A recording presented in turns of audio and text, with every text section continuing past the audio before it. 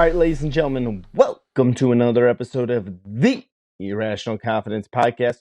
We're talking college football and we're wrapping up bowl season. The new year is here. It's the end of 2022. We're into 2023, but nothing as things change, some things remain the same. And I'm joined by my co-host, Fresh. Fresh, how you doing, buddy? Perhaps this bowl season has been absolutely electric.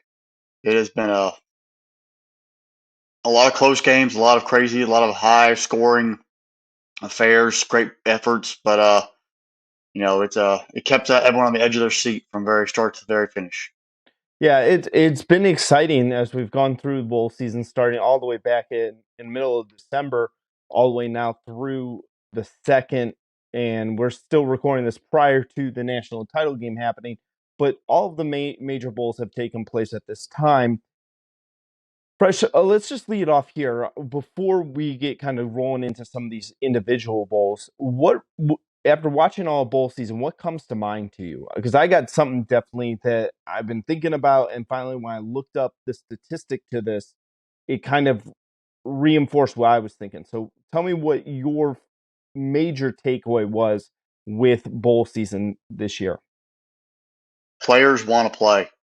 You all this talk about opt outs and NIL and transfer portal, all the nonsense. When it came down to it, for the most part, every single one of these games, there was effort from everybody who's dressed out on both sides of the ball. They came to play. They brought it. Outside of the only dud that I truly can, off the top of my head, pull out was Purdue's effort versus LSU, and they got absolutely annihilated. And Clemson getting whooped by Tennessee. But other than that, every football game, both squads showed up and played, and they all left it on the field. Florida Gators. They're not. They're one AAA. Let's just they don't count anymore.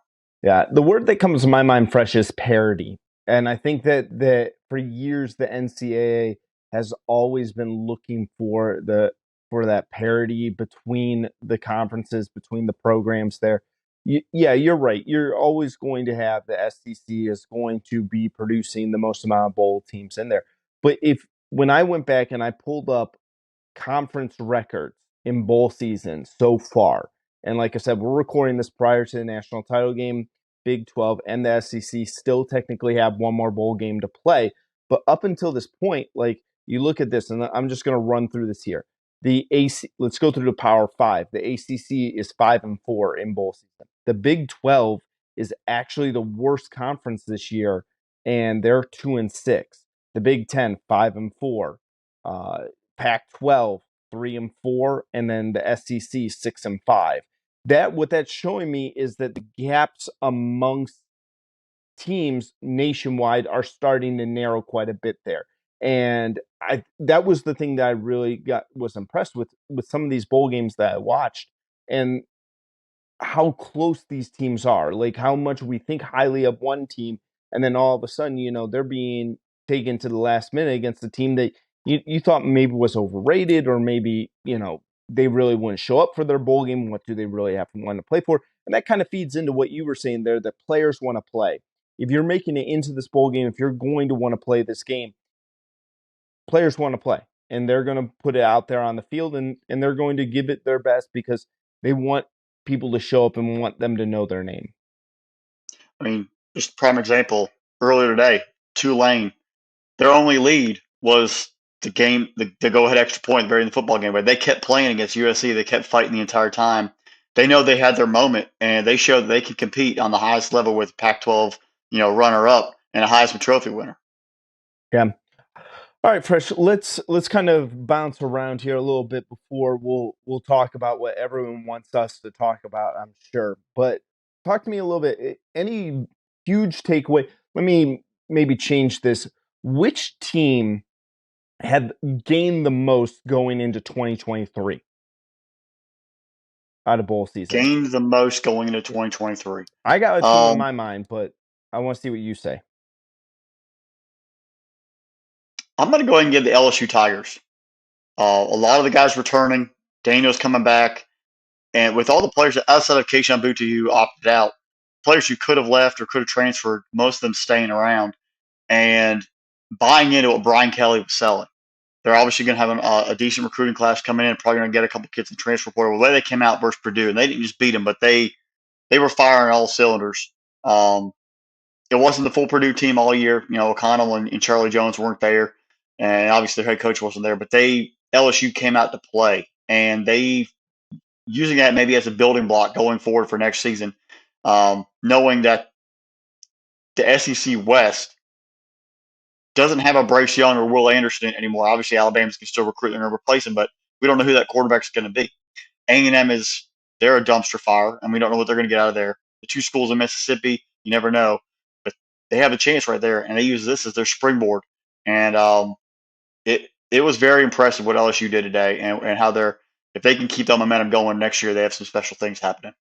Yeah, I'm gonna also take a team from the today is the Penn State Nittany Lions beating a very, very good Utah team. There's only player that opted. We talked about this in our preview episode. The only player that really opted out of that Rose Bowl game was Kincaid. It might have a little bit of effect, but Utah have one of the best defenses all season. And you take a look at what Penn State was able to do, especially what Nicholas Singleton, man, that kid is a monster. He's going to be a problem for the Big Ten for years to come. 7 carries, 120 yards. I know he got 87 of them on a single run, but 2 touchdowns there. You take a look at Katron Allen was able to kind of run the ball effectively. I think the future is really bright for Penn State.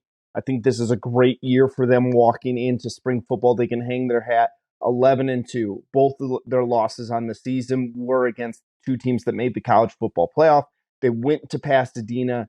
They won that game. You take a look, yeah, they were tied at halftime, but then you take a look what they were able to do in the second half. Something that not a lot of teams did that to Utah this season. And impressive job out of the Nittany Lions. They have 2 really marquee wins, and their 2 losses are against 2 really formidable opponents.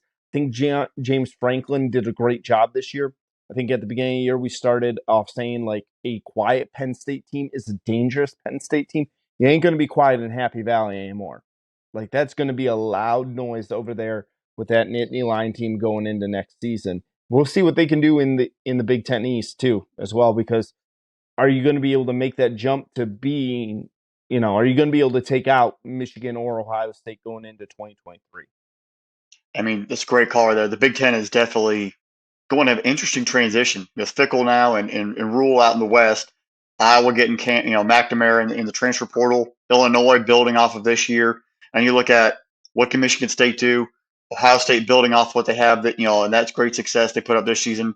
And then you have the intrigue of, here we go again. Is Harbaugh leaving Michigan? Is he staying around? If he leaves, what shockwaves does it have of that program? Does that actually vault Penn State maybe past Michigan, or does the team actually build off of that and sort of are they in a good spot to survive without him? But Penn State has a lot to gain going forward into 23. All right, Fresh. So who took it most on the chin here in bowl season? Who would you say, well, you said who had the most to gain going into 2023?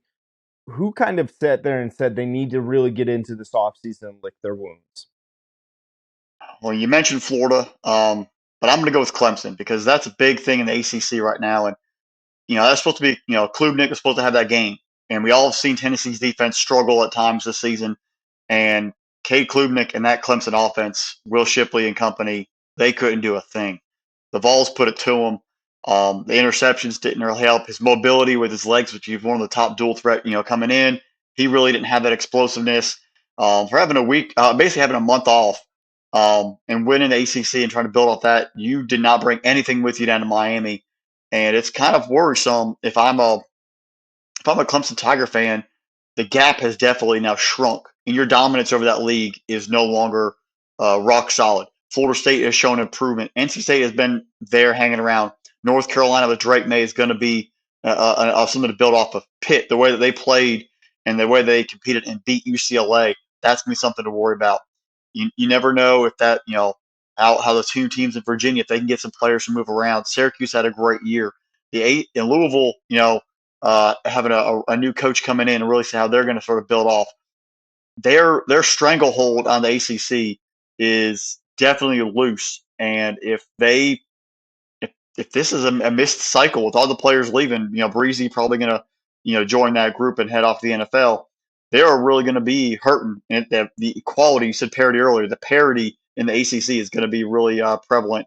And I think they're going to suffer a lot in 23 and even in 24. It's going to start becoming a snowball effect where they are no longer going to be the dominant program in that conference.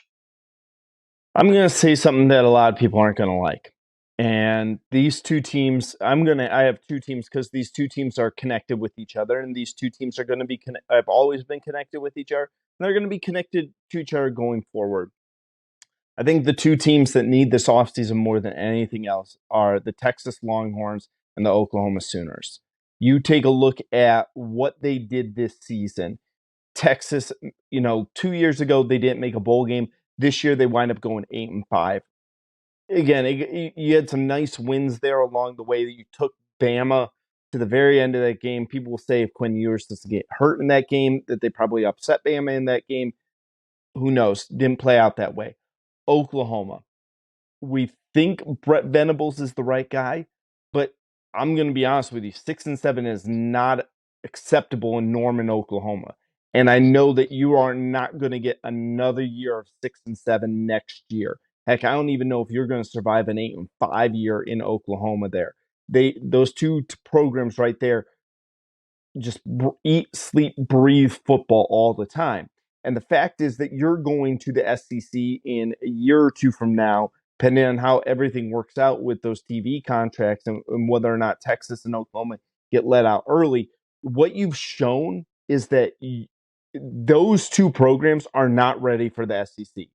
And you kind of play this what if game is how is the SEC going to realign the two divisions? Are they going to go divisionless? Are they going to go to like the pod system? Like we don't know those details yet, but you kind of look at this and say like just by geographical sense there, Texas and Oklahoma are going to have a lot of problems. I know they have talent coming in. Both of them have a very nice recruiting classes coming in. Also looking pretty good for 24 already.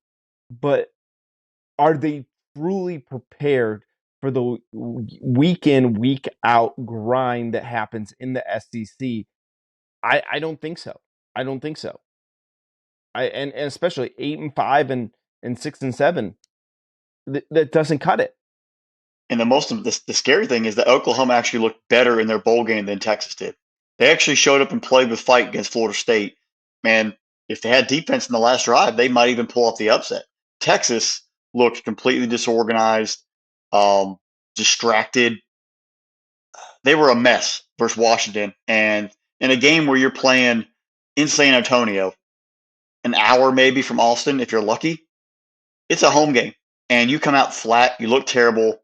You know, Quinn Ewers, you had another chance and you stunk up the San Antonio dome. And it's even a worse look when Sarkisian is yelling at the poor staffer. If you haven't seen the video, look it up. But the bowl guy is just telling him, "Hey, wait a little bit till you run out," and he starts going off on him, using a few choice words and actually putting his hands on the other guy. That's just what kind of leadership does that tell you they have right now? There is no leadership in Texas. It is a mess. Um, and I think he has one more year before he might get shown the door because you're paying that money to win and you aren't winning, you can pay the buyout at that point. Like the money doesn't matter. Yeah. All right, Fresh. One more question before we get into some of these bowl games here and what we'll get into. 2 years ago, Purdue and Tennessee played a absolute classic game, and it really, at the end of bowl season last year, we really talked about the growth of Hendon Hooker and what we fully expected. The future was very, very bright going into this season for Tennessee. Even in a losing effort, this team may have won their bowl game, they may have lost their bowl game. Who do you feel like is that team that maybe they're 7-5, maybe they're 8-4 this season after bowl season, 9-4? They could have lost their bowl game, but who has your interest going into the 23 season? That's actually a great question. I got I've kind of battled on a couple of them here. I'm very intrigued by Florida State. okay. And for that matter, you have it all lined up for you. Because the first 2 years under the Norvell, they were less than ideal. I think is better, probably the best way to put it. You have Jordan Travis here. You come out, you you survive LSU in the opener down there in New Orleans. Kind of built some momentum. You have a 3-game slide. You go on a tear. You come into this bowl game, saw a lot of great on offense. The defense gave up a lot of points to Oklahoma. Where's this team going to go from here? You brought in a bunch of recruits. You landed a couple of guys in the transfer portal so far. The door's open. Are we going to go back to the 2020, 2021 led Mike Norvell Florida State Seminoles? Or is the 2022 team going to be the stepping stone for a potential ACC champion Florida State Seminole football team? Does Jordan Travis, who's coming back, can he now get better? He played at high levels. Can he get better, and can they find dominant playmakers who are become household names? Because right now, I think outside of a Florida State fan, there's some decent receivers, some running backs, but who's that guy who's going to be taken over in the discussion for a high award? Really becoming that household name that people will know and they can say off the top of the street. That's what you need. Star teams have that one or two players outside of the quarterback that you know who they are. When are we going to get a Florida State defense that everybody fears? You even look at the title team that they had. Jameis was the quarterback. They had playmakers in the offense, Dalvin Cook, etc. But Derwin James was back in that secondary. Jalen Ramsey was in that secondary. They had defensive linemen like they had back in the 90s and the 80s. Like they were able to rotate guys through in a depth perspective, and they were to dominate. Where do you get the defense for Florida State that is absolutely feared? Where do you get that offense that has playmakers all over the place? This is that transition period. The transfer portal allows you to collect some of those players a little quicker, but how have they also developed the recruits they brought in? You have it all for your taking right now. Sam Hartman is leaving Wake Forest. Leary just left NC State. Drake May is there at North Carolina, but he's lost Downs. He's lost his offensive coordinator. He's lost his offensive line coach. Virginia Tech are kind of unknowns at this point. Pitt, they're going to be in the mix. Louisville, Malik Cunningham is gone. It's a whole different system, whole different coaching staff. What are you going to get there? Georgia Tech, they had a little fight at the end, but they're really nothing. And Miami, they bring in all these recruits, but they've shown on the field they aren't really willing to play. When are you going to jump and take that next step? This is that season right here because I don't know if they have a quarterback ready to step in behind Jordan Travis and carry it on, but you've got to make the waves now and put yourself back on the map from that perspective as a championship quality football team. Not an 8-win team, not a 9-win team, a championship quality team. While Clemson's down, and you got to put the last nail in that coffin and bury Clemson as the number one team in the league. You've got to jump them, and this is the chance. So if you don't do it this year, you just become a team. This is your chance now to build up this bowl win and move forward and win an ACC title in 23. Yeah, Florida State was my second team. Like I was between two teams here off a jump, and I kind of brought third team in there as well. I really was debating in my head between Wisconsin and Oregon State, and I'm going to go with Oregon State here. I think that Oregon State going into next season is going to be considered a top 15 team. If don't be shocked if Oregon State's considered a top 12 team, maybe. DJU, who improved this year, we thought he was god awful as a freshman. Um, he's transferring all the way out there to Oregon State. Oregon State has 3 losses on the year. Their 3 losses are to Washington, made a bowl game, beat Texas. USC made the Cotton Bowl, and Utah made the Rose Bowl. All 3 of those teams were highly respectable teams. And outside of the Utah game, that's the only game that they got boat raced in and got absolutely destroyed. There's a lot, I think, because of how far away Oregon State is, I think that they're lying in the weeds. Then fresh here, I even went a little bit further than this. I started to look, okay, what you need if you're a team like Oregon State, if you're going to really like build up that goodwill to start the season next year, is what does your non-conference schedule look like? And it is filled with cupcakes. They travel to San Jose State, play UC Davis, and San Diego State. Now again, San Jose State and San Diego State, respectable programs. They're outside of the Power Five, but they're not that good. They're not that good, and Oregon State should roll in those games. I'm very curious. I think Oregon State, I'm most curious about going into next season. I thought Wisconsin, I got to give a little bit love to Wisconsin because of what Braylon Allen did in that game.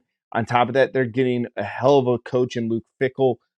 I think that he's going to do a great job. You touched on this earlier that Wisconsin's going to go through kind of like a metamorphosis and they're going to start to change. They're going to be that caterpillar coming out of their cocoon and becoming a real badger.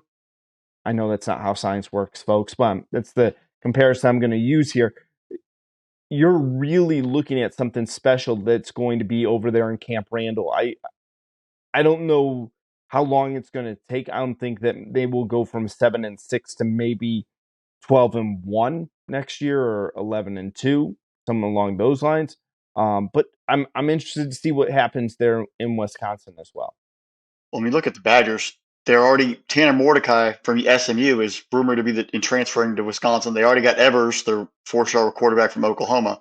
That just tells me they're going to put 4 receivers, 5 receivers on the field. They're going to chuck it all over. It's not going to be 2 tight ends run the football anymore. It's going to be a fast-paced offense, and that might help expedite that recovery that time. Yes, you never know, but I think that that Oregon State thing is going to be very, very interesting because now USC has shown that they can't play defense. Washington has shown they're all rebounding. Utah has been there. Colorado is going to be interesting in a few years. UCLA is on a resurgence point. Oregon's going to be there. Oregon State's going to be there. This is the Pac-12 is going to be up for grabs. It's not just a 1-2 team league anymore. Everyone's going to be there. Or Arizona's rebounded a little bit. Arizona State, that's going to take a few years. Cal and Stanford are the 2 teams that are going to be left in the dust. Everybody else is in competition to cause some chaos. And Oregon State might be the one coming out on top, and that'd be pretty impressive for them after the first 10-win year in almost 10, 12 years. Fresh, I'm going to give you a date here. And if I'm Luke Fickell, I'm posting this date all over campus, in the locker rooms, everywhere else. It is September 14th, 2024. Do you know what that date is?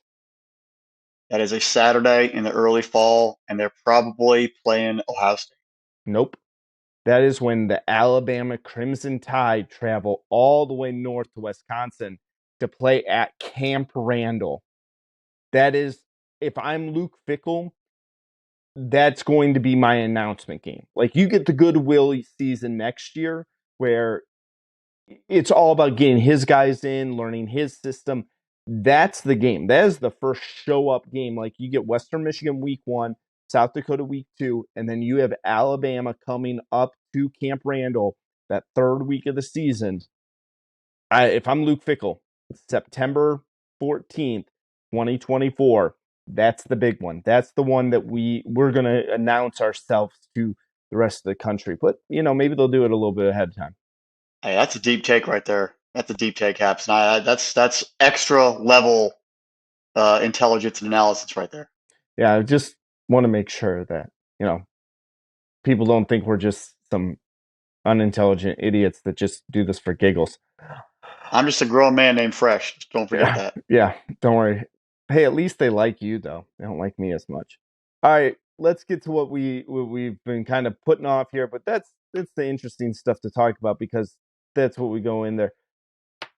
Before we get going, this is the most even best college football playoff we've had since its inception, correct? Yeah, all the past games, at least been one of those two, have been a blowout. Have been non-competitive. Both matchups decided by a combined 7 points, 8 points. 7. It was all the way nail biters across the board. Absolutely intense. Yeah. All right, Fresh. So talk to me. Takeaway from the playoffs or semifinals at least. All right, we'll start in the Fiesta Bowl, and then we'll get to our matchup. The first thing I saw was we talked about in our pregame, TCU had to be in the early. They could not fall behind Michigan. If they fell behind Michigan, the running game might have taken over because in the second half, they were pumping out points. They jumped on them early. They had the 2 pick sixes. They put pressure on Michigan the entire time. They played with reckless abandon. Yeah, Duggan had 2 interceptions himself, but the way the defense had the pick sixes minimized that pain. and was allowed to make instant impact plays. The Johnston play on third down where he got the first down and took it up the sideline for a touchdown. You lose Miller and the backup comes in and runs for 100 plus and really puts pain on them. And McCarthy in that passing game for Michigan, I think they came out trying to throw the ball a little bit too much early on, trying to be a little too fancy instead of running Edwards and playing stout defense. And before long, they realized they're in a ball game, and they had gave up 21 plus points in first half and second half. They'd never done that all season long, and they did it twice in the football game, and they just couldn't get out of their own way late. And it just was a struggle for them to really make that comeback. And that was the one worry I think we all had for Michigan is that were they actually built to make a comeback? They can play from ahead. They can play in a close game, maybe a single score game. But when they got down double digits, they had to fight back. And they almost made it a ball game. They almost pulled it off, but they just didn't have enough time left. And TCU played with it so much fire. And Max Duggan and his legs and his arm were the difference maker. It wasn't an amazing defense effort from TCU, but they made plays when they had to, and they had 2 pick sixes, which if you can turn turnovers into touchdowns, it makes up for some of the plays you might have busted coverages. And they played a great football game. They knew they had all of it behind them, and it was the Cinderella stunner that I think everybody's been looking for a long time. Yeah, I think Sonny Dykes listened to our podcast and kind of came up with the game plan that we laid out for him. Is TCU had to play from in front. We knew that from get go that if Michigan wound up ahead in this game and substantially ahead, that it would have been very, very difficult for TCU to make that comeback. You take a look, TCU is up 21-6 at halftime. That's a 2-score game, and Michigan's constantly having to catch that up. And the thing I saw in that game was every single time that Michigan would put a dent into TCU's lead, TCU had some sort of counterpunch. They had some sort of response to what Michigan had done. And at the end of the day, you take a look at McCarthy's stat line, he played phenomenal. I mean, 340 yards passing, 2 touchdowns, 2 interceptions. But it always was there was a mistake of some sort or another that happened that just cost Michigan way more than it should have. And we got to go back and talk about TCU. You take a look. If I would have told you TCU was going to lose Kendre Miller at some point in that game, they wouldn't play the whole game. You would have been like, Michigan's going to absolutely roll. If I would have told you Donovan Edwards is going to have 119 yards rushing, or if Ronnie Bell and Roman Wilson are going to have over 100 yards receiving, you get it. Oh, Michigan's going to win this big time. Quentin Johnson showed why he is the best receiver coming out this year. And that's hard for me to say because I've been in the Jordan Addison camp for almost a year and a half now. I'm taking that back. I'm jumping on the Quentin Johnston bandwagon here. But Amari DeMarcado, if I'm saying that right, hopefully, 17 carries and 150 yards. I mean, and then TCU was just hitting people. Like Michigan, every single time they ran the ball, I felt like, bam, Michigan got hit. Bam. It's like John Madden doing the game. I felt like it was a Madden type game where every time TCU hit a Michigan runner, it was bam, bam. And just that was the game to me. Amazing game between these two. Unfortunately, my brother-in-law and I had to watch it together. I kind of felt bad for him because he was living and dying on this game. Michigan was kept giving him hope, and then snatching it away. Like, that's a rough one for him to watch, but great job out TCU.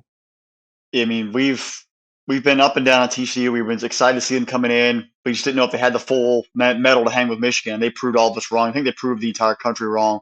And it's just amazing what you look at what Willie Fritz has done at Tulane. They had 2 wins last year, and this year they win the Cotton Bowl. And then this year TCU struggled last year. An amazing turnaround. Nobody gave him a chance. Duggan, not being the starter when the season starts, dealing with a health issue, coming in and just rolling through people and a Heisman candidate. There's nothing else to doubt this team with than ever again. Like this team is a full-on, legit, obviously a national championship contender, but a legit football team, top to bottom, and they are a legit threat to the Georgia Bulldogs in about a week from now. And it's going to be an exciting battle. But the way they were able to step up and get after Michigan does kind of bring into question, Jim Harbaugh and Michigan. You've gotten them to the playoffs 2 years in a row, which is I think 5 years ago, when people have been loved. but you get there 2 years in a row, you're back-to-back Big Ten champions, and you've laid eggs in both those semifinals. Um, I mean, that's the next thing. That's the next step that he has to take with that football program is not just getting the playoff. The getting the playoff is no longer good enough for Michigan, and that's where you're kind of a victim of your own success at that point. One little side note: being in the Benz in Atlanta, uh, both fan bases were very united in the success of TCU. It was actually really, really entertaining. As the stadium's starting to build up and the game is on inside during warm-ups and everything, every time TCU scored or made a tackle or whatever, both fan bases, whether you were donning a Buckeye and an O or you were wearing the Power G, um, everybody was cheering. So it was really funny to see united opposing fan bases uniting over Michigan struggling, and then they flipped the switch and immediately had to go off to their own separate corners and do their own battle. Yeah. All right, Fresh. So let's go to the Peach Bowl. You were there on location. This is like your third on location moment since this podcast has started. Talk to me about what was the scene like in the Georgia Dome, or it's not Georgia Dome, Mercedes-Benz Dome. Heaven forbid I say the Sugar Bowl's played in Baton Rouge, and I know it's in New Orleans. But what was it like at the Peach Bowl and your takes from there? And I'll give you my takes from watching it from the comfort of my couch. All right. Well, we had tickets with a special pregame package. So we got in at like 3 o'clock. Nobody in the stadium. Maybe 100 people total. It was eerie. It was quiet. And as the hours ticked away, you start seeing the teams arrive, the bands arrive, and it was sort of both fan bases just having a good time, talking, really just enjoying it. And then I'll say about like 7:15, you get that 45 minutes to maybe even 7:30, where the realization starts kicking in, and it was like an eerie, tense silence sort of vibe building around the stadium. Everyone sort of knew, okay, friendships are over. Other games don't matter anymore. The only thing that matters is what's about to happen when these two teams kick off. It's a matchup that I think both teams were ready for. Both fan bases deep down they were cocky on the outside, but fearful on the inside because we both knew these were two very, very, very heavily talented football teams who were going to do battle for a full-on 60 minutes. C.J. Stroud showed up and played out of his mind, and I think he showed off a tons of merit, resolve, and determination to carry that football team. That offensive line gave him some time early in the first half. They didn't really run the ball with much success, but they still were able to run the ball 32 times. And late in that second half, you talked about it that Stroud had to use his legs, and you got some flack for it on some of the comments on YouTube. But he was the guy who used his legs in that second half, especially in that fourth quarter, to keep the offense going for Ohio State and keep them in that football game and almost pull off the victory. His ability to connect the receivers, whoever it was, him and Harrison were clicking on early. It was an offense that was playing at the potential that we all knew that they could play at any point, and we've all seen it happen in the past. And they caught that Georgia defense off guard early on. They were clicking left and right. Pass rush for the Dogs wasn't there. The secondary was still trying to figure stuff out. They didn't really get clicking until the second half when they started getting some stops and be able to force, slowing down that Ohio State offensive attack. Defensively, though, Ohio State's defense came to play in that first half. That first half, maybe even in the middle of the third quarter, they were hitting, and they kind of had an 18-point lead, and it just sort of saw like they faded. And it wasn't just because they all just let down. The Georgia offense finally started clicking as well. And it flipped the switch there on that fake punt. That was a timeout. The whole environment of that stadium, you could definitely tell Ohio State fans had like a oh crap moment. And it gave sort of energy back to the Georgia sideline when Kirby called the timeout. Now, obviously, there was 12 players on the field. You can't guarantee the refs or even the replay is going to catch that. So the timeout might be the greatest timeout. I'm going to say it's the greatest timeout ever in Georgia football history. And it sort of stalled Ohio State a little bit, stemmed the tide, and gave the Dogs a chance to get going back. And then Stetson Bennett in the fourth quarter, 10 for 12, 192 touchdowns. He struggled in the first quarter, obviously had the interception there early on, and then bam, that fourth quarter turned it on. Keirs Jackson making the clutch catch. Brock Bowers somehow keeping himself above ground with one arm in there and getting the ball for the first down, that 4th and 6. I was in the opposite end of the field. We obviously couldn't see it. They didn't show replay of that. and they didn't show replay of a couple other plays that happened in the ball game. So you were just sort of taking it for what it's worth, and whatever was calling the field was calling the field. It was it was a clutch football game that you wanted to see, and you were actually kind of nervous. Um, both fan bases were nervous, and you didn't really want to see it to end. Uh, our one buddy who was there, he thought it was about 80-20 Georgia. I thought it was maybe like 75-25 fan base. He was able to determine, though, when every time there was an OH chant, the IO from the other side of the field was kind of faint. We were on the side of the field with the Ohio State fans and the band and student section, so we were in that kind of corner, so it sounded louder from that perspective. But the Ohio State fans that did make that trip, they were loud, they were intimidating, they brought an environment and an energy for the Buckeyes, and it almost pulled it off. It will go down. I mean, we said it was going to be a classic going into the football game, and it came out to probably be one of the top three greatest, maybe top five, top three greatest college football games of all time. I'm biased. I'm going to say it's the best, but it was an amazing football game, and unfortunately, one team had to lose that game. I feel terrible for the kicker, the holder. If you want to look at it, he didn't really have the ball placed correctly, and that guy, um, he's going to have to wear that one. And either it's one thing with a kicker when it comes out there, you're going to be either the champion or you're going to be the GOAT. And you have to sort of wear the entire football game on your shoulders for whatever happens in that perspective. But uh, Ryan Day had that Ohio State football team ready to play. This was not a team that was played the two Michigan games prior where they might have been some controversial issues of them not able to fully function. The only thing that I could see Ryan Day could have done better was should have run the football a little bit more in the fourth quarter, especially in the last drive. Maybe centered the football instead of throwing it.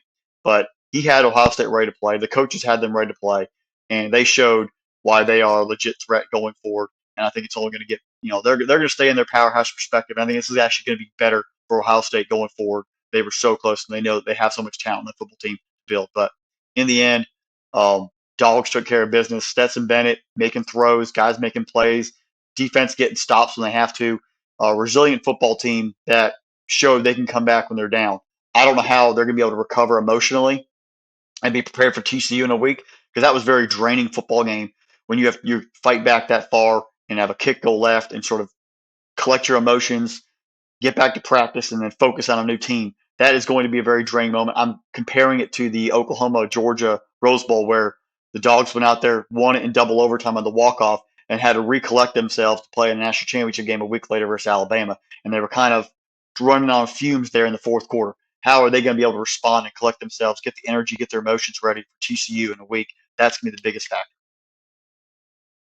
Fresh, watching from the comfort of my own home, and I made the comment while I was watching with our producer. I said the last game I can remember that I don't want to say living and dying on every play, but I was into the game as a whole was up in Parma, Ohio, when I watched the Ohio State Alabama game in the Sugar Bowl in New Orleans. And I really, that game with Ezekiel Elliott and Cardell Jones, I just remember like being on the edge of my seat for every single play. And that's how it was with this Peach Bowl here. I felt like while you maybe the perception you guys had of in the stadium, I I made the comment outside of the interception that Bennett threw in the first half. I felt like that Ohio State's defense just had no answer for Georgia in the first half.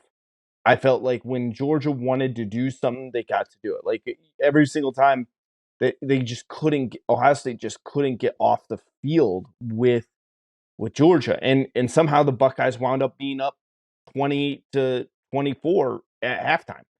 And I just kept looking at it going, you got to be kidding me, because I take a look at this. Take a look at the Georgia. This is their drives in the first half. They missed a field goal, touchdown, interception, touchdown, touchdown, field goal, end of half. I just look at that and go, and I made the comment coming out of halftime, like, I need to see Ohio State force Georgia to punt, or sooner or later, this game's going to turn on its head.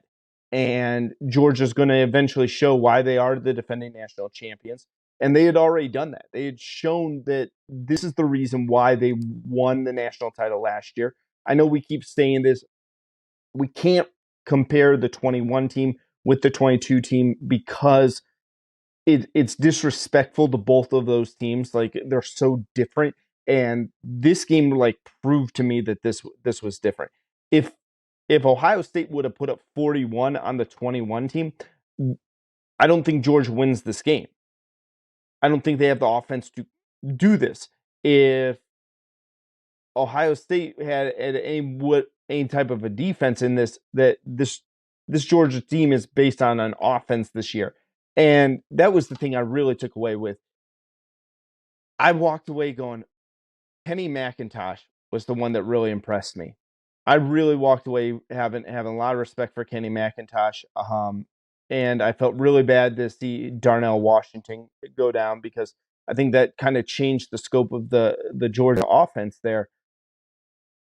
As a Buckeye fan, I felt like, and again, I'm going to say this here, not as a way to make an excuse.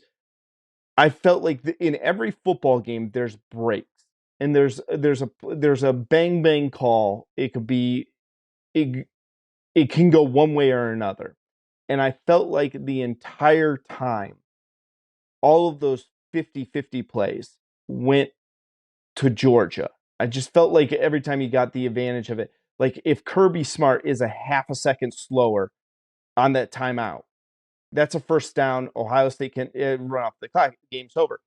Brock Bowers is a foot back out of bounds. That's not a first down. They turn the ball over on downs.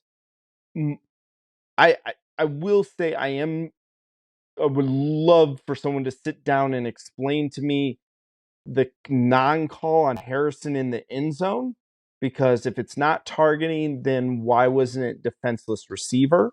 Because at that point too, I'm not going to say that changed the game. What I'm saying is I would like for someone to sit down and an official to go, this is the reason why. I would like the officiating staff to explain that one to me. I'm not going to sit there and say like, this is the difference of the game, blah, blah, blah. I'm like, okay, wait a minute here. Just explain it to me, because there's going to be calls that go both teams' way, one way or another. And I'm not going to make an excuse on that part as well. I question it.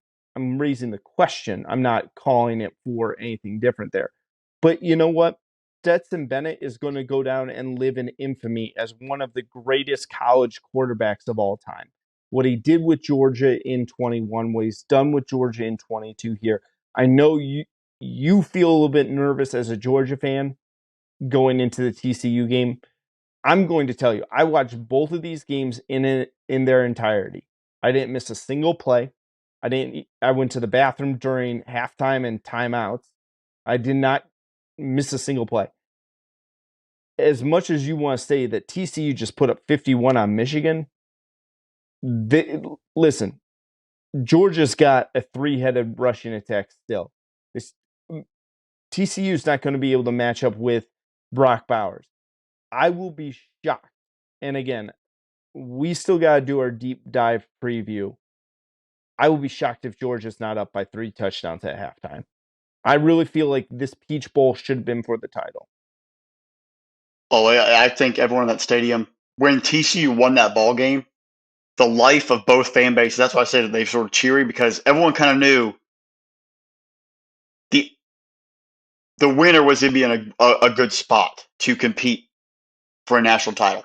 Because you figure if Michigan wins that game and Georgia somehow wins, then they have Michigan motivated, because that's a rematch game from last year. They want to play for the advantage. That's what their focus was. They've talked about it before. If Ohio State wins, then here comes Ohio State, Michigan. They have to hear for another week that it's the third straight. Michigan's beat you 2 in a row. You know, that all that extra emotion you've got to get yourself up for. And those games will be a battle. I think TCU is going to give up. They have nothing to lose. They're going to play lights out, and it's going to be a battle. But that Georgia offense showing, like you mentioned it, it's not just one receiver. Ladd McConkey can barely walk. Arian Smith used his speed, made a bunch of key catches. A.D. Mitchell had a bunch of catches. Kyrus Jackson, probably the catch of the football game on that second down seam throw that set up first and goal. And then Brock doing his thing. There was guys making plays all across the board. Kenny McIntosh, he is one of 3 players in, I think, the SEC, maybe even college football in the past 15 years that has 500 yards receiving, 500 yards rushing, and multiple touchdowns. The other guys are Percy Harvin and Dexter McCluster. So that just shows you his flexibility in the offense, where he is now can do it all. Receiving game, running game, he is a guy. I do feel bad for him. The turf monster got him on should have been a touchdown. Um, and if they had lost that game and they didn't score there, that probably would have haunted him for life. He can laugh at it now, but it was kind of a funny thing when you're watching the game. You see the poor guy just fall down at the 15-yard line, no one around him. But he has been a playmaker who has elevated his draft stock tremendously this season, is becoming the full on running back. And there's a lot of weapons in this Georgia offense, and if they can keep ways being healthy and living in the moment, they will be able to put up points. And they did that, and they showed they have faith in each other to move the football and score at any point.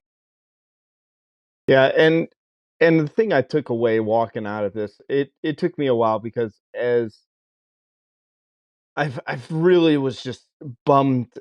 Again, I used the word, people were like, "Are you mad that Ohio State lost?" I wasn't. Mad is not the right word. Frustrated was the correct word, because like I said, the breaks are within a game are always there, and I thought the game was there to be had. What I walked away with, though, once like the emotions of the game left me, and I could sit down and I could look at it and think about it analytically, and look at it from, the podcast view. And one of the things I've noticed, fresh here, is from doing this podcast is I'm able to start taking my homerism and my fanisms out of my viewpoints. I hope that a lot of fans on both sides can walk away with this. This isn't Ohio State in 2006, 2007 going down and getting destroyed by Florida 42-14 in an ugly looking game. It isn't, it it gives you a lot of respect for, I hope, Ohio State fans, because I have plenty of respect for Georgia. I think very highly of the program Kirby Smart has turned that into, because for years I would ask you and our other buddy who's a Georgia fan who you were at the game with. I kept asking you guys, back in the Mark Rick eras, I always said, do you want to keep Rick as the coach? And he wins this games, and like, yeah, but you lose one or two. I always felt like he wasn't a full-on national title coach. Kirby Smart has now made Georgia into the king of college football. Like Alabama, I'm sorry. I know you have more championships than Georgia, as Georgia's about ready to pick up their second, but you go back to it and you look at what Georgia's doing week in, week out. You can't help but notice that if we want to win a national title in the near future, one way or another, we're going to have to go through the Georgia Bulldogs. Like the national title now will have to run through Athens, Georgia. Whether that's beating an SEC team that has beaten Georgia in Athens or in the SEC title game, or you're going to meet them in the playoff. The new college football runs through Athens, Georgia. The same thing I would say back to Ohio State fans is, if you are an SEC fan and you have this weird belief that the only good football that is ever being played is in the SEC, or that all that that's the only place where there's highly talented players. I think the day and age has changed. I think NIL has changed this quite a bit. I think more talented players are being. That's why I use the word parity, because I believe that there is parity across the country now. Does that mean that I don't think the best teams are still in the SEC? Absolutely. I think the best teams are in the SEC. Do I think that the gap in between those teams has narrowed quite a bit? I do. And I think that walking out of the Mercedes Benz Stadium, I think Ohio State has kind of done enough to, with a 1 point loss to Georgia, as much as I would really, really much rather them win that game, I really hope that they go, okay, yeah, like you've earned our respect for what you were able to do in this game. And that's where it comes back to going, hey, that team is going to be a challenge for us going into there. I don't think people will say that about Clemson. I don't know. And again, I know that they won't say it about Oklahoma, Texas, and USC, Notre Dame. I think that it's a very small group of programs that get that level of respect. And I think that respect stretches from the South. I think it stretches from the North, and then goes East and West. It's all over the country when you look at these games and you look at these matchups.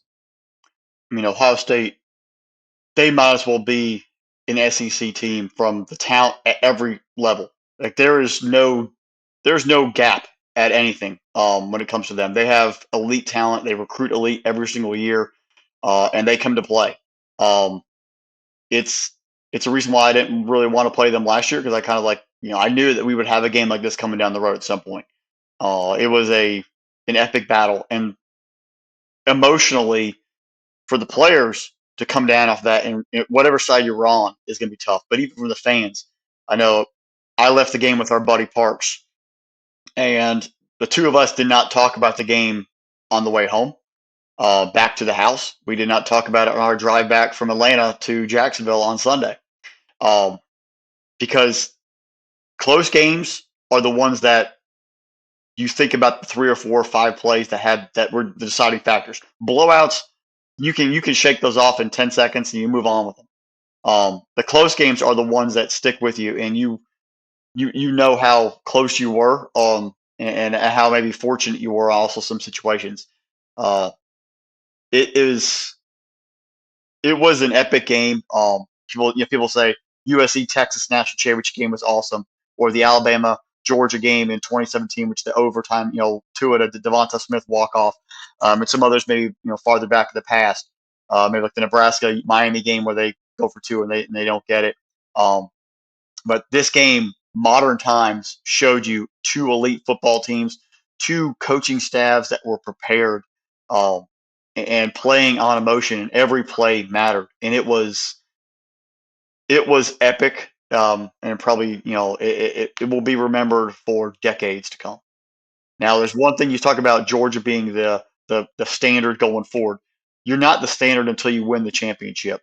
Um, there's a fun saying that I remember from the past when the Packers were going to their second straight Super Bowl, and when they lost to the Denver Broncos. Ron Wolf looked at Mike Holmgren and he said, "We're just a fart in the wind because we did not win two in a row." They hadn't returned to the Super Bowl until Aaron Rodgers and Matt McCarthy did it almost 15 years later. That run, that quote unquote dynasty, was not fulfilled. You were just a faint, smell, if you will, out in the air. You have to be able to accomplish that goal. You can't. It's not given to you. Titles are not handed out. This is not a participation trophy. You have to go out there and win it, and that's where getting over this emotionally, preparing yourself physically and mentally to go into the next game in a much shorter time frame. It's not 30 plus days; it is 7 days. Um, that's the biggest test, is getting your team healthy mentally and physically, and getting the coaching staff to put together a game plan that you do not have a month to prepare for. You have 7 days, and anything can happen in that 60-minute football game. I love it that I feel more confident about this because, again, my eyes don't lie. And again, if I'm wrong, I'm wrong. If I'm wrong, I'm wrong. But I look at this and I go, oh, TCU. I think the midnight's about ready to ring out for you. But we'll see. That's why they play the game. I And can't wait to break that game down later because that's going to be a fun X's and O's matchup. yeah, so I'll tell you too. And I do have an interesting take though that I don't know if Georgia fans are ready for this one. But I'll share more of that later. All right, folks, you've been listening to another episode of the Irrational Confidence Podcast. We're part of Spinable Sports, so make sure you're going to spinablesports.com. It's a new year, new stuff out there all the time. We're going to be wrapping up college football season, but that does not mean that it's going to be the end of this podcast. We're going to transition over to the NFL playoffs, and then coming at you, the second ever annual hostile takeover that we're going to run through the podcast here. So if you are listening to this, if you follow us on Twitter, look out for that. We're going to do some other cool stuff. We have some interviews lined up. We're looking at all sorts of new things. And remember, we'll always be here talking about college football when college football news breaks. So as much as we only got one game left, this podcast does not only have one episode left. So we'll be bringing more to you. Special thanks to our producer, Drew. Without him, if he's not doing this, this podcast doesn't exist. He's part of the backbone of this whole thing. So special thanks to him. Make sure you like, subscribe wherever you get your podcast from, whether it's Apple, Spotify, Good Pods, Anything Pods, Amazon Pods, Stitcher. I don't know. There are all of them out there. You guys know I don't know that stuff. So like, subscribe, leave us that 5-star review because Fresh and I, we're those 5-star prospects. Follow us on Twitter. Interact with us. Amazing thing at the very end of the game, and I loved him and kind of I loved him for it. So a special thank you to Coach Paul McCord, who's been on this podcast before, breaking down that final kick. Like on Twitter, minutes after the game ended, breaks down the kicker's leg positioning, how his ankle came through and everything. And I was like, this is fantastic. I don't like it, but it's fantastic right now because it's Special teams expert, Coach Paul McCord. God, that was a tough one for me. So, but it was amazing analyst, and he did apologize at the bottom. He's like, "I'm sorry that you lost, but this is why." I was like, "Well, that's great," and you're right. So, but make sure you follow us on Twitter, interact with us. We'll put up different things there as well as get more information about the hostile takeover that's coming with the March Madness tournament. Fresh, been a great run. I can't believe that the college football season is almost completely over here. Seems like only yesterday that I only have one kid and we were talking about the top 25. I have two, and now we're down to one game left. It's been a heck of a season, a heck of a run. A lot of intrigue coming from the NFL playoffs and then the hostile takeover college basketball season once we get to March. So a lot of fun stuff coming. Don't forget, tune in to SpendableSports.com. A lot of great content on there, a lot of great articles diving into a bunch of different subjects. So you have a chance to check out the website, dive into it, interact there, interact with us on Twitter. I can't wait to break down that TCU Georgia national title game and all the intrigue that can come from that one. Yep. All right, ladies and gentlemen, have a good one. Bye, y'all.